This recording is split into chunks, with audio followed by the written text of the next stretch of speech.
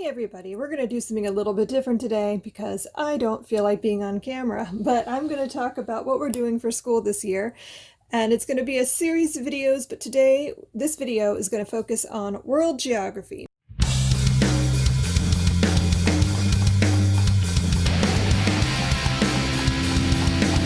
So if you're familiar with Build Your Library, we're sort of doing level 7, but not quite. My youngest daughter is 11, going on 12 in a few months, and so we're not quite to the point where she should be in level 7, but close. And she really wanted to do world geography, so I'm kind of winging it a bit with that program and adding some things because I don't know how not to. So some of the spines that are included that we are definitely using are Peter Menzel's books. I just really love these. They're beautiful to look at and full of great information. And so we're definitely going to be using those. Material World focuses on like a family's belongings and the things that they own in their house. And the basic gist is that they take the family and they come outside of their home with all the things that they own. So you can see all of their belongings. And it's kind of startling to see like how little some people have compared to, like, I don't even know how we'd begin to do that with the amount of stuff we have now in our culture. So, and then Hungry Planet focuses on food, and it's the same basic idea. It's a family standing with, usually in their kitchen with, I'm trying to find a page, a week's worth of food. Here, you can see this is a family in Japan with all the food that they eat in a week. It's basically a week's worth of groceries sitting out in their kitchen. So it's kind of an interesting look into the world. And then we're adding several things to that. I have People of the World, which I've talked about on Instagram. I feel like I'm moving this around. I'm sorry. I'm not used to filming in this manner. But this book is excellent because it talks about people groups all around the world.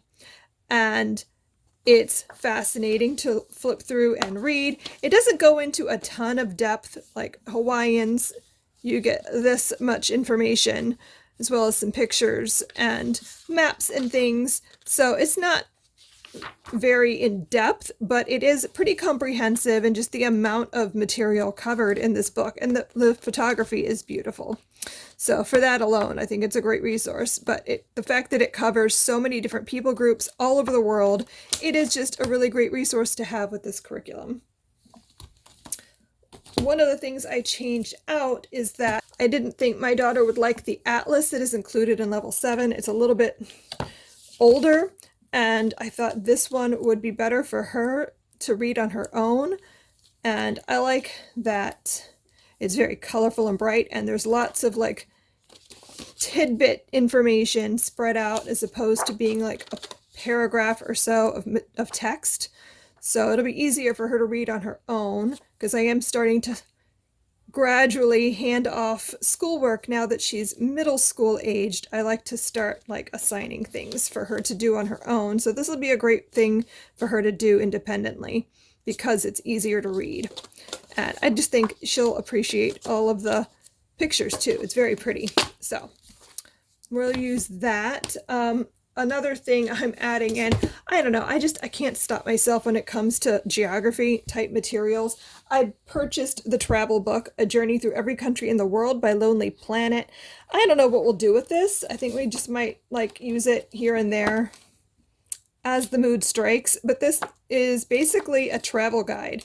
So it covers every country in the world, and it tells you a little bit about it. It's not a ton of information. Like this is it for Hungary, for example.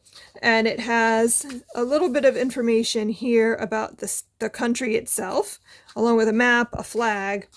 And then what I thought was neat is that it's like the best time to visit, things to see and do. Like if you want to know more, you should read this or watch this, eat this meal, have this drink. Here's a word that you can use it for a greeting, and then just some random fact. So it's kind of a nice little like extra to have, but I definitely don't think it's necessary to use. I just can't stop myself and thought the pictures were gorgeous. So I'm excited to have that. Another thing I got to try, just because I've seen these around so much and I wanted to just see if it was something we could use. This one is Draw the USA because we're starting in North America. So basically what this is it's a very basic, like, here's how to draw a map of the United States. And it starts out with just this little box, and it shows you how to turn that into Vermont and New Hampshire, and then you add on each state as you go. And by the end of completing this book, you will have drawn by hand the 50 states in the United States. So I thought that was pretty clever. I don't know. We'll see if my daughter likes it. She does like to draw, so I don't know. We'll see. We'll see what she thinks of it and determine from that if we're going to use anything else in this series. I don't know if it's I don't think it's every continent covered, but I think I've at least seen a Europe one. There might be either Asia or Africa as well. I'd have to look it up, but I'm interested to see what we think of this. Another extra I have for this is Great Journeys, and this is just a book that a friend of mine was talking about online, and I just thought it was so pretty I wanted a copy. So this is Travel the World's Most Spectacular Routes, also by Lonely Planet, and it's exactly what it says it is. Argentina's Patagonian Highway, and it talks about like the history of this particular journey and how you can do it today. Things you might want to read or watch to get more information about it. So it's pretty neat. I don't know how much we'll use it. It might just end up being something we pull down off the shelf every once in a while, but I think it's just a really pretty book. One of my favorite resources I used when my older kids were small is this series by Dan Buettner.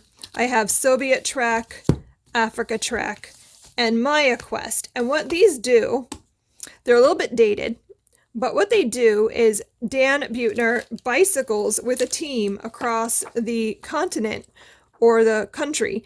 And so in Africa Trek, obviously he's going across the continent. And so it talks about the journey, things they see and do, people they meet along the way, problems they run into. It's just a really fascinating view of a traveler in a different manner of travel than most of us usually use. And it's a pretty neat book. And then obviously Soviet Track is going across Russia. It's the same group of people, I believe, from the first book, just in a different place. And I don't know, I think the pictures are really cool. And it's just a really neat idea. My kids used to think it would be fun to try to do this. And then Maya Quest is going across the land of the Mayans, so through Mexico into Honduras, I believe, and Guatemala. And this one they didn't read. I bought this later because we knew it existed but could never find it anywhere. And it was like the unicorn. We must find it. So I finally got it, but it wasn't until they were all older, and I don't know if any of them ever picked it up on their own. I flipped through it, but I don't think they ever did. And then I also have The Lost Book of Adventure from the Notebooks of an Unknown Adventurer. This book is just so pretty. My daughter has become really interested in survival and survival skills. And it started because she caught an episode of Naked and Afraid that we were watching. I don't know if you guys have ever seen that show about survivalists who do these 21-day challenges where they live completely nude in the wild with minimal tools, and they just have to kind of live by their wits for 21 days. It's fun to watch. I would never do that, but anyway, she's gotten really into that kind of thing. So I bought this because it's basically a fictional account of someone who crashes on, I don't know, it's in the Amazon perhaps, I don't know, and they have to survive in the wild. So it's all about like how they manage to survive, different things they use to build a camp, how to find food, how to start a fire, like all of this crazy, interesting, like survivalist stuff. So I don't know what we're going to do with this just yet, but we're both excited about it. So that is what we'll be using for the bulk of our studies. We're also going to be reading books from around the world, and I will probably get into like the meat of that as we go through the year, because honestly, even though I've collected a ton of stuff, I don't know what specifically we'll be reading, but some of the things I'll show you, like for Canada, I wanted to read Anne of Green Gables because I've never read this aloud, and it's one of my all-time favorite books, and I feel like it would make for a really great read aloud. So this is high priority for me that we're going to read Anne of Green Gables. Another book I found that I definitely want to get to is First Light by Rebecca Stead, because it takes place in Greenland, and if she wants to read a book from every country, honestly, Greenland was a country I just assumed we weren't going to find a book for. So because I found this, we must read it. So that was pretty exciting. Then I also have A Place to Belong by Cynthia Kadahata that is pretty high on my list of things I want to get to because I just really want to read this. This story takes place in Japan, and it's about a family who moved back to Japan after the events of World War II. Their family was put into a Japanese internment camp, and they feel very angry towards the United States and decide to go back to Japan. And when they go back, they go to their homeland, which was in Hiroshima. And so it's them sort of dealing with the aftermath of World War II, both from the perspective of Japanese Americans, but also from the perspective of Japanese living in Hiroshima and dealing with the aftermath of the bombing. So this sounds like a book that I'm going to fall in love with. I am so excited to read it. So that's high priority. Another thing that I'm pretty sure we'll read is When Stars Are Scattered by Victoria Jameson and Omar Mohammed, just because I know she's going to like this. It's a graphic novel. That's her favorite thing. And this happens to be about two brothers in a refugee camp in Kenya. And I believe they're Somali refugees. So we're definitely going to read that. Besides that, I don't know, I'm kind of open-ended as to what we'll be reading because she likes to pick the books and I give suggestions sometimes, and sometimes she lets me. So we'll see what we end up reading. We're also reading right now, which I don't have near me because I forgot to grab it, The Nerviest Girl in the World by Melissa Wiley. That's our United States book. So we're going to be reading a lot of things so that we can color in all the countries on the map that she's made. That is it for this video today. Those are my plans for our world geography course this year. I'm very excited about it and I can't wait to really dig into it. Thanks so much for watching, and I'll see you guys in my next video. Happy reading. Bye.